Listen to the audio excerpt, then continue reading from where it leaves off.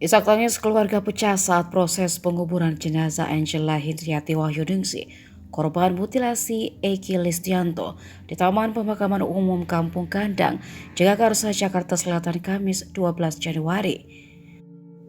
Suasana kesedihan mengiringi pemakaman Angela, terlebih saat peti jenazah berwarna coklat dibalut kain putih tipis diturunkan ke dalam liang lahat.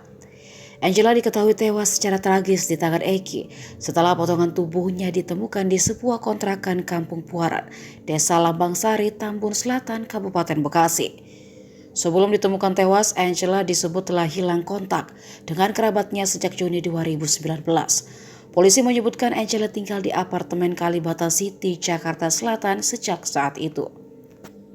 Adapun kematian Angela terungkap bermula saat Eki dilaporkan hilang oleh istrinya karena tak kembali ke rumah sejak Jumat 23 Desember 2022. Saat menelusuri keberadaan Eki itulah, polisi justru menemukan jasad seorang wanita yang telah dimutilasi.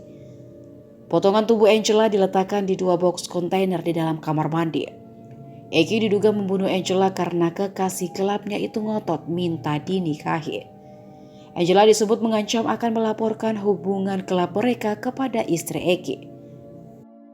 Usai membunuh Angela, Eki lalu menyimpan jasad korban itu di dalam kamar kontrakannya selama setahun lebih. Ia menutupi bau busuk dari jasad menggunakan bubuk kopi. Jenazah Angela dimakamkan dalam satu liang lahat dengan anaknya, Ana Laksita Laila Loha, di Taman Pemakaman Umum Kampung Kandang, Jagakarsa, Jakarta Selatan. Kakak Angela, Turyono, menjelaskan alasan adiknya dimakamkan satu liang lahat dengan putrinya yang meninggal lebih dahulu pada 2018.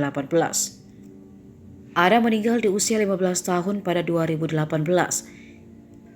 Ana ditemukan tewas mengenaskan di taman komplek apartemen Taman Rasuna, Setiabudi, Jakarta Selatan, Minggu 25 Mei 2018 malam.